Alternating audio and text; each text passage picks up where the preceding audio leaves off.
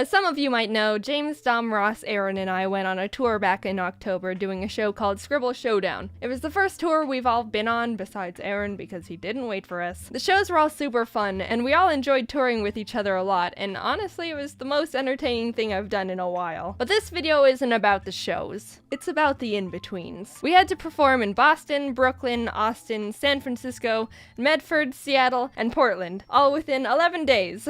So you know that those off times are gonna get a little hectic while we're just trying to survive and not leave our souls behind. The first leg of the tour, we took flights to our destinations. Boston and Brooklyn had no out-of-the-ordinary stuff going on, besides the fact Ross, Dom, and I were super addicted to Pokemon Go and were spinning Pokestops left and right together on that grind. Don't worry, it only took 2 days for peer pressure to crack James down enough to download it and get addicted with us. We arrived in Austin on the 3rd, and this was our first completely free day. Ross and Aaron really wanted to get some Texan barbecue, so we all went to dinner at this little barbecue chain they heard was really good. Everyone got their food and we're in heaven, except for me because vegan check. But honestly, it did look really good and I was glad they were enjoying it. Afterwards, Aaron and James wanted to go to a card shop for Magic the Gathering cards since a new pack was coming out. So we headed over there, and one of the employees' names was Jojo, and he was a dog, and I miss him. The next day we got into the van to head to the venue, and Ross just goes, "So, did anyone else have a rough night last night?" Turns out, Ross, Dom, and Aaron all got food poisoning from the barbecue. James and I were safe because I didn't eat any, and I don't know, I guess James is weird. The next free day we had was in San Francisco. We were a good 5 days into traveling, and some of us were running out of clean clothes to wear, so instead of finding a laundromat, we headed over to a Target nearby to just buy new ones. After shopping a bit, we noticed there was a huge arcade right next door, so of course, we went in. Aaron and Dom played some DDR, but what caught Ross and James's eyes was this big elaborate VR setup where the players are strapped into these adult baby walker looking things. I mean, anyone with eyes could tell this thing was jank as hell, but that just made it more essential to play. Ross asked the guy at the stand if they could play, which the guy said they needed arcade cards to scan, so they went and did that, and when they came back, the guy was finishing up working at the bumper car booth, looked over at us,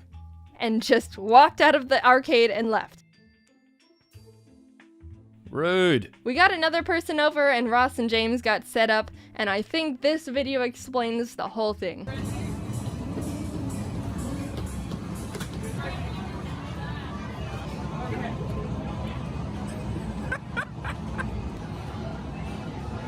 After the San Francisco show, we switched over to travel by tour bus, which we were all super excited for. There were 12 bunk beds, 2 lounge areas, a TV where we all played Smash on, and 1 bathroom. The only main rule was, you can't poop on the bus. I won't get into details, but technically, you can poop on the bus, but you essentially destroy it from the inside out. So no pooping on the bus. This is the pinnacle of luxury. Given that information, we all got mild poop anxiety. As soon as you're told you can't poop within a certain window of time, it becomes your body's personal goal to aim for those hours and those hours only. Luckily, James, Dom, Aaron, and I were okay, but it hit Ross hard. Maybe it was the fact he got the worst case of food poisoning out of all of us, but he couldn't poop if his life depended on it. And it kinda did. He went 2 days without a single poop. And he was scared. By the time we got to Oregon, he was going crazy.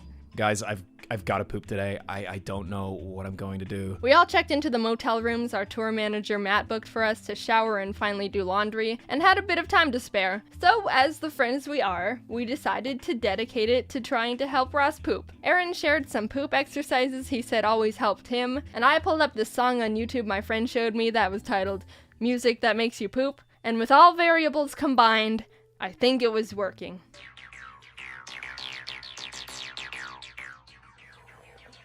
Ross is really trying to poop right now. You can't poop on the bus, dude. You gotta get it out before you get on the bus, because the septic tank can't handle the poop. It can only do urine, so you gotta poop before the bus takes off. Because if the bus takes off, you gotta wait for the next stop. So I don't want to wake up in the middle of the night and have to shit in the bag and throw it out the window. I don't want to be that guy. I don't want to litter. I want to be the big boy. I want to take a big shit.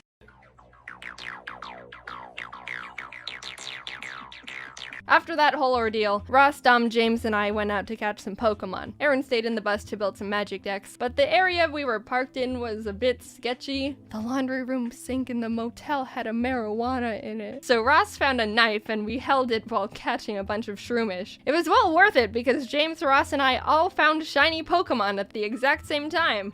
By the time we got back, James and Aaron were really hungry. Ross, Dom, and I got Taco Bell, but we also all had that this morning, so James wanted to try and find something else to have, which was a mission failed. So he and Aaron went out to get Taco Bell, but by the time they walked over to it, only the drive-thru was open. They tried to just walk up to the window, but to no avail.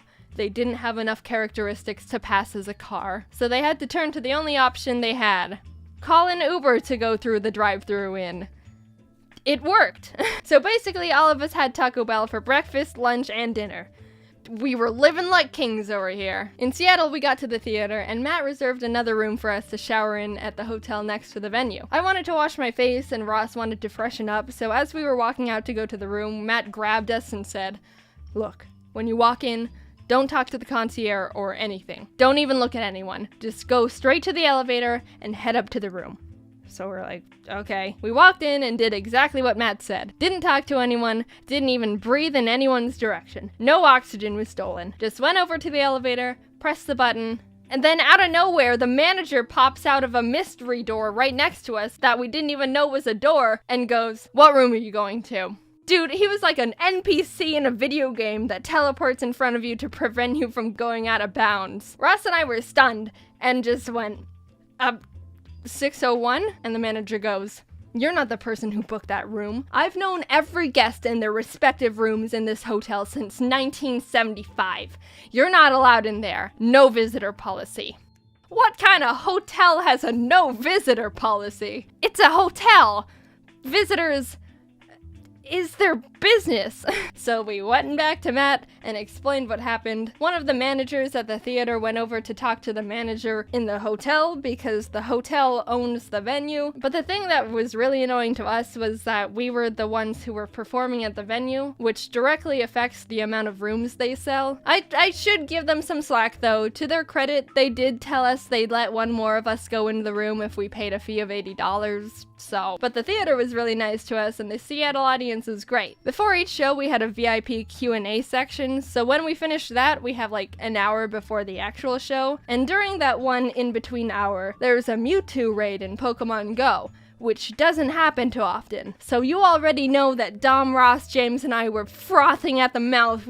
Oh my god, we gotta get that Mewtwo! After the Q&A, we all got up calmly, walked off stage, and when we were out of sight, literally bolted out the back door of the venue and ran down the street to a Mewtwo raid. By the time we finished it, there was a crowd of like 30 people also catching Mewtwo. Not people who watched our videos, just normal people who all just wanted a taste of the Neutron style. We all caught a Mewtwo and actually had time to get another before the show starts. So there was a march of 30 people just playing Pokemon Go, working together to get Mewtwo's, and it was the most beautiful thing I've ever been a part of. Also, James caught a shiny 3-star totally all by himself. Ross definitely didn't need to help him, and made us all jealous. The tour was so fun. I couldn't have chosen a better group of friends to travel and do a show with. The team that helped us was amazing, and the shows were so fun to perform. Every city had an amazing audience, especially the ones where I won, and it was a really surreal experience.